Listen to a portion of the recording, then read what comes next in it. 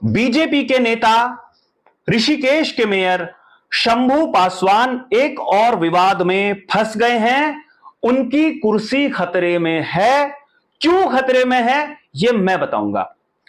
क्या राज्य सरकार और जिला प्रशासन देहरादून शंभू पासवान या उनकी कुर्सी को बचाने की कोशिश करेगा?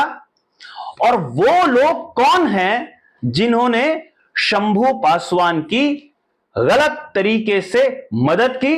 क्या उनके खिलाफ भी राज्य सरकार कोई बड़ी कार्रवाई कर सकती है?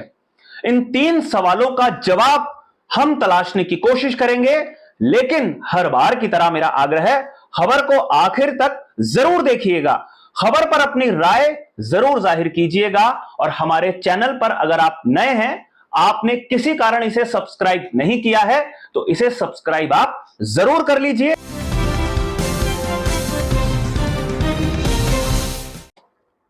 नमस्कार, मैं हूं मनमोहन भट्ट। 2025 नया साल शुरू हो रहा था।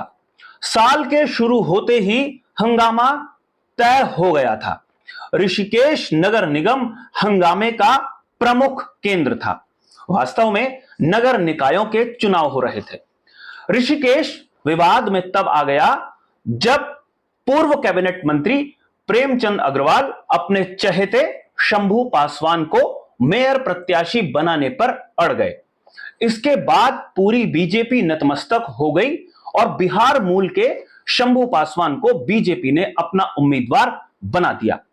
जो सीट बीजेपी आसानी से जीत जाती थी, उस सीट को जीतने के लिए बीजेपी को एड़ी चोटी का जोर लगाना पड़ा और मामूली अंतर से शंभू पासवान चुनाव जीत गए। निर्दलीय दिनेश चंद मास्टर जी चुनाव हार गए।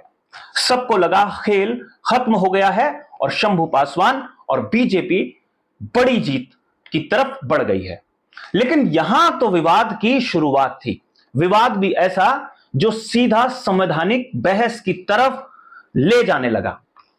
शंभू पासवान जाति से अनुसूचित जाति वर्ग से आते हैं और शंभू पासवान को उत्तराखंड में आरक्षण का लाभ मिल सकता है या नहीं मिल सकता, इसके इर्द गिर्द एक लंबी बहस उत्तराखंड में होने लगी। तमाम कागज जुटाए गए, तमाम दस्तावेजों को नैनीताल हाई कोर्ट के सामने रखा गया। नैनीताल हाई कोर्ट ने तमाम दस्तावेजों को देखा, अपील को सुना और जांच के आदेश जारी कर दिए। देहरादून के जिलाधिकारी सविन बंसल की अध्यक्षता में कमेटी शंभू पासवान के दस्तावेजों की जांच कर रही है। दस्तावेजों की जांच की पहली सुनवाई आज ही हुई है, यानी बुधवार 9 अप्रैल को। एक और सुनवाई होगी लगभग 1 हफ्ते बाद और उसके बाद भी 8-10 दिन का समय और दिया जाएगा। तो ऐसा माना जा रहा है कि लगभग 1 महीने में यह पूरी सुनवाई हो पाएगी और संवैधानिक जो भी दायरा है उसके दायरे में सवालों का जवाब तलाशने की कोशिश होगी। अब यहां पे कुछ ऐसे सवाल हैं जिनका जवाब मिलना बाकी है। क्या शंभू पासवान को उत्तराखंड में अनुसूचित जाति वर्ग का होने का लाभ मिल सकता है?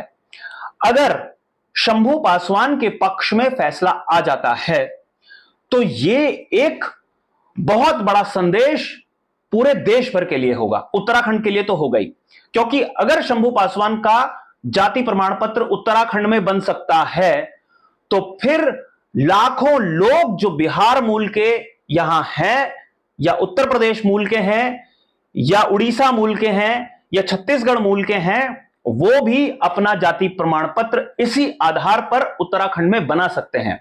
और अगर ऐसा हुआ तो जो उत्तराखंड में अनुसूचित जाति वर्ग के लोगों को लाभ मिलता है, चाहे वो नौकरियों में हो, चाहे वो किसी और क्षेत्र में हो, उसका लाभ सिर्फ उत्तराखंड के अनुसूचित जाति वर्ग के लोगों को नहीं मिलेगा, बल्कि सारे लोगों को मिलेगा जिनका जाति प्रमाण पत्र बन गया है। यह एक बहुत बड़ा सवाल है। अब वैधता की जांच हो रही है जो जाति प्रमाण पत्र उन्होंने बनाया। वास्तव में शंभू पासवान 1980 के दशक में उत्तराखंड आए थे और यहां पर उन्होंने जो भी काम धाम किया, उसके बाद वो राजनीति में चले गए और राजनीतिक लोगों से उठना बैठना उनका हो गया और उन्होंने सीधा बीजेपी के कोर सेक्टर में अपनी पैठ बना ली और टिकट हासिल कर लिया और चुनाव वो जीत गए। अब क्या, इसके बाद क्या?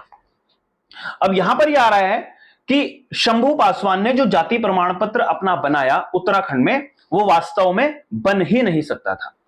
यह एक थ्योरी है कि उनका जाति प्रमाण पत्र उत्तराखंड में नहीं बन सकता था। वो क्यों नहीं बन सकता था?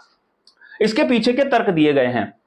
1950 एक कट ऑफ डेट तय की गई है कि 1950 में जो व्यक्ति जहां पर निवास करता था वो वहीं का मूल निवासी है, और अगर वो अनुसूचित जाति या अनुसूचित जनजाति वर्ग का है तो वो उस क्षेत्र में, उस प्रदेश में इसका लाभ ले सकता है। ये एक सामान्य प्रक्रिया है। अब अगर शंभू पासवान उत्तराखंड में जाति प्रमाण पत्र बना लेते हैं तो वो 1950 की जो व्यवस्था बनाई गई है भारत सरकार के द्वारा, वो छिन्न भिन्न हो जाती है। फिर तो 1950 के आदेश का कोई अस्तित्व बचता ही नहीं है। और अगर वो नहीं बचता तो फिर जैसे मैंने पहले भी बताया कि कोई भी व्यक्ति किसी भी राज्य में अनुसूचित जाति या अनुसूचित जनजाति का प्रमाण पत्र हासिल कर सकता है और वहां पर जो भी लाभ मिलते हैं वो मिल सकते हैं, और इसीलिए मूल निवास की बात लगातार होती आ रही है। अब बात यह हो रही है कि क्या वास्तव में शंभू पासवान ने कोई गड़बड़ी करी है? क्या वो जाति प्रमाण पत्र नहीं बना सकता? अब यहां पर बड़ी सारी तस्वीर हो रही है, क्योंकि जिलाधिकारी जो समिन बंसल हैं उन्होंने भी एक टीम बनाई है और बाकायदा जो लीगल एक्सपर्ट्स हैं वो भी इन प्रमाण पत्रों की जांच कर रहे हैं। प्रचलित नियम मैंने बता ही दिया आपको, और इसमें एक बात अब और आ रही है कि अगर यह नियम था 1950 की कट ऑफ डेट वाला एक नियम था, तो शंभू पासवान का जाति प्रमाण पत्र उत्तराखंड में कैसे बन गया? वो कौन से कर्मचारी और अधिकारी थे जिन्होंने शंभू पासवान का जाति प्रमाण पत्र बनाने में सहायता की? जिस अधिकारी के हस्ताक्षर से जाति प्रमाण पत्र जारी हुआ है, क्या उसके खिलाफ भी पार्टी कार्रवाई करेगी? पार्टी माफ कीजिए, सरकार कार्रवाई करेगी? यह एक सवाल है जो उठने लगा है। और सिर्फ एक अधिकारी नहीं, वो तो पूरी व्यवस्था होती है, क्योंकि जो नोटिंग होती है, फाइल बनती है, उसमें एक आदमी इन्वॉल्व नहीं होता, उसमें कई लोगों का हाथ होता है। और वो सारे प्रमाण पत्रों की जो स्थिति है उसे जांचने के लिए ही जो डीएम समिन बंसल है उन्होंने वेरीफाई कराने के लिए 1 हफ्ते का समय लिया है कि इन्हें जहां से जाति प्रमाण पत्र जारी हुआ है वहां की फाइलें खंगाल ली जाएं, किस किस ने काम किया है, किस किस ने नहीं किया, उसका भी परीक्षण किया जा रहा है। अब यहां पर एक और सवाल है कि जिसकी सरकार है, मतलब बीजेपी की सरकार है, बीजेपी अपने मेयर शंभू पासवान को बचाने की कोशिश करेगी या शंभू पासवान से पल्ला झाड़ लेगी? यह एक ऐसा सवाल है जिसका जवाब किसी के पास नहीं है। 2 सवाल बड़े स्पष्ट थे कि शंभू पासवान की कुर्सी खतरे में है अगर उनके जाति प्रमाण पत्र फर्जी घोषित कर दिए गए, गलत तरीके से बनाए हुए घोषित कर दिए गए, बता दिया गया कि उनको लाभ नहीं मिल सकता था, तो शंभू पासवान की कुर्सी सीधा चली जाएगी। जिन लोगों ने प्रमाण पत्र बनवाने में मदद करी उनकी नौकरी भी खतरे में पड़ जाएगी। लेकिन क्या सरकार शंभू पासवान को और ऐसे लोगों को बचाएगी जिन्होंने गलत तरीके से प्रमाण पत्र हासिल किए? इस सवाल का जवाब फिलहाल हमारे पास नहीं है। यह देखना काफी महत्वपूर्ण होगा कि क्या रुख होता है।